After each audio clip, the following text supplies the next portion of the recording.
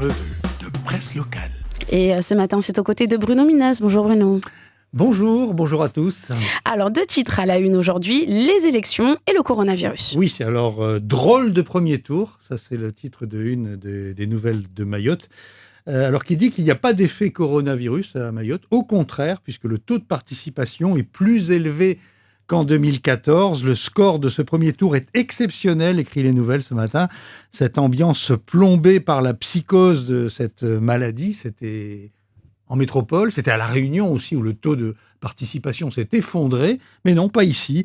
Les Mahorais ont largement rempli leur devoir citoyen, ce qui prouve que le maire reste le pivot central de la cité, ce qui prouve aussi, je rajouterai, que les gens ne suivent pas vraiment la panique, et tant mieux d'ailleurs qu'il y a en métropole à ce sujet, mais aussi le revers de la médaille, c'est qu'ils ne suivent pas non plus beaucoup les gestes de prévention, de précaution.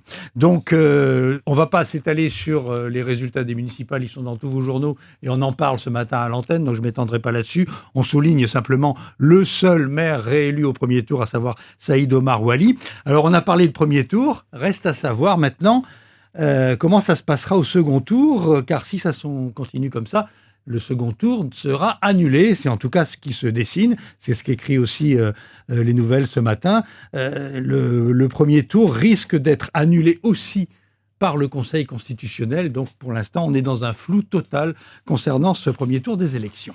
La fermeture des lieux publics se précise aussi à Mayotte. Oui, fermeture des lieux accueillants du public à Mayotte, comme dans les Outre-mer, comme en métropole. Fini les petits restos du soir et le pot de décompression dans le bar du coin, écrit le journal de Mayotte. Annick Girardin, la ministre des Outre-mer, a tenu une réunion de travail hier soir avec l'ensemble des préfets et des agences régionales de santé. Et les mesures qui s'appliquent en France métropolitaine s'appliquent toutes à l'Outre-mer. Et donc les lieux recevant du public et des lieux non indispensables à la vie du pays sont fermés jusqu'à nouvel ordre. Alors les salles de conférence, les salles de spectacle, les restaurants, les bars, les salles de danse, les salles de jeux, les bibliothèques, les navires de croisière ne peuvent plus faire escale. Tous les magasins, sauf ceux qui vendent de l'alimentation, les pharmacies et les bureaux de tabac. Bon, les bureaux de tabac, ça nous concerne moins parce que les bureaux de tabac sont plutôt fiscaux, c'est l'ordre fiscal du bureau de tabac qui fait qu'ils restent ouverts en métropole. Mais donc, tous ces magasins-là doivent fermer. Ceux qui ne vendent pas à manger doivent fermer. Les restaurants qui vendent des plats emportés peuvent continuer à fonctionner, mais ils ne peuvent pas recevoir du public. Et vous verrez d'ailleurs que de nombreux restaurants qui ont l'habitude de recevoir du public vont se mettre à faire des plats emportés ici, puisqu'il n'y aura pas d'autre solution. Donc le recours au télétravail est encouragé pour permettre à un maximum de personnes de rester chez elles. Quand c'est possible de ne pas travailler sur son lieu de travail, eh bien on n'y va pas. C'est une information renforcée aussi pour le public. Alors le conseil départemental s'y met aussi, d'ailleurs on nous en parle dans les nouvelles. On nous dit qu'il y aura une information renforcée qui va concerner les transports par barge. Et donc, on va informer les gens au micro sur les gestes barrières, ne pas se serrer la main, se laver les mains toutes les heures, etc. Des messages audio, donc, qui vont être diffusés régulièrement. Et alors, ce qu'on nous dit aussi, c'est que dans les semaines à venir, selon l'évolution de l'épidémie, le conseil départemental se réserve la possibilité de revoir à la baisse la capacité des barges pour renforcer, le cas échéant, les distances de sécurité. Alors ça, c'est complètement incompréhensible. Si vous mettez moins de barges, nécessairement, il y aura plus de monde à bord des barges. Donc ça va réduire la distance de sécurité. Ça, cette phrase-là, j'avoue que soit c'est une erreur, soit il y a quelque chose qui ne va pas. En tout cas, bon, il faudra de toute façon moins prendre la barge aussi. Donc ça donne cet édito dans les nouvelles où Denis Armand dit « ça y est, on l'a aussi ». Et dans cet édito, il souhaite bon courage au premier cas donc, qui s'est présenté à Mayotte. Alors, on nous apprend que c'est quelqu'un qui travaille dans le bâtiment et les travaux publics.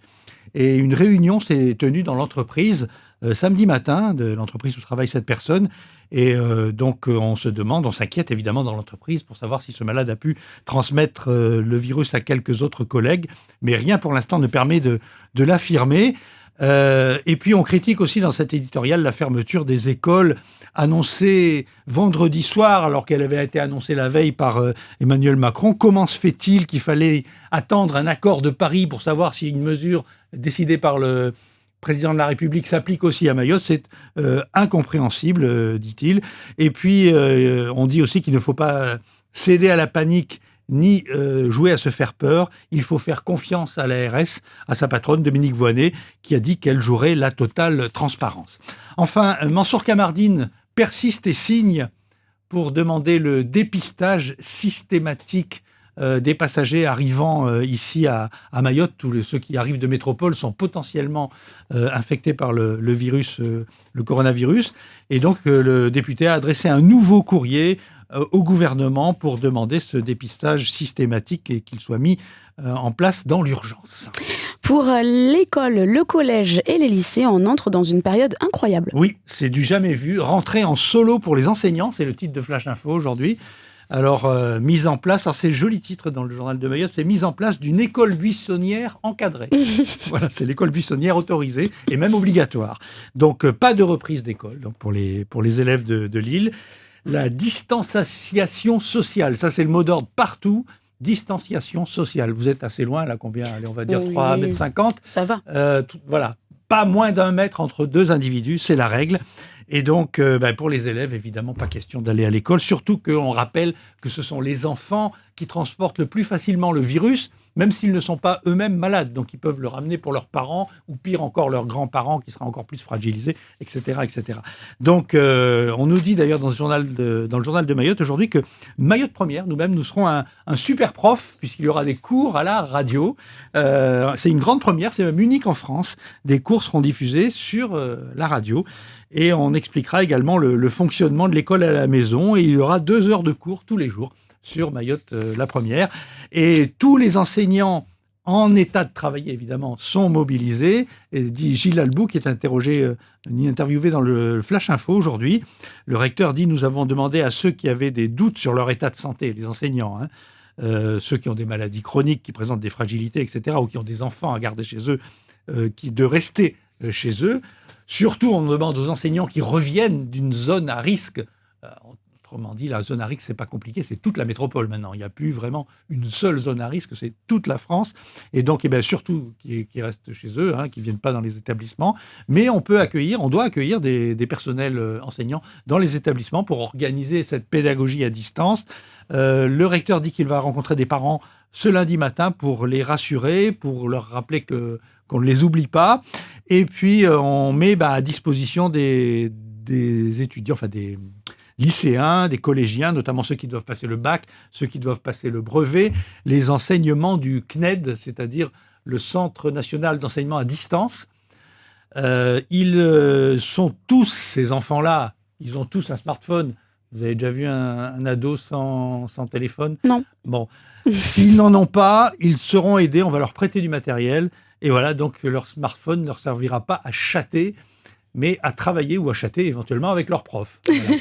Il y a des perturbations aussi dans le transport aérien, Bruno. Oui, on l'a dit, Air Madagascar, Madagascar, je veux dire, arrête ses vols, donc Air Madagascar a fortiori, et tous les autres, évidemment. EWA, qui maintenant tente de rapatrier ses passagers. On y reviendra dans un instant dans l'actualité régionale. Et puis les perturbations, c'est aussi le Boeing 787 d'Air Austral, celui qui a la passe en S dessinée sur la queue de l'avion, il est immobilisé plus longtemps que prévu, nous dit-on dans les nouvelles ce matin. Cela dit, vu l'état de l'épidémie, tant mieux que cet avion ne vienne pas. On en a déjà suffisamment trop comme ça qui arrivent.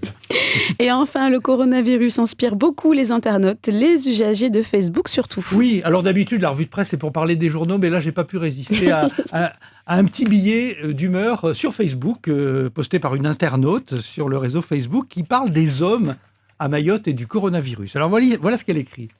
Alors, les hommes verront leurs femmes tous les jours, pendant au moins 30 jours, soit 720 heures devant leurs femmes et leurs enfants. C'est terrible, puisqu'évidemment, tout le monde sera confiné à la maison. Madagascar ferme ses frontières. Pas de camion rouge, pas de Barakili, pas de 5-5, pas de Mahaba, pas de Koropa. Comme si c'était pas assez, juste après, il y aura le Ramadan. Attendons-nous à voir des fugues, voire des disparitions de nos hommes, écrit cet internaute, le jour même de l'Aïd el-Fitr.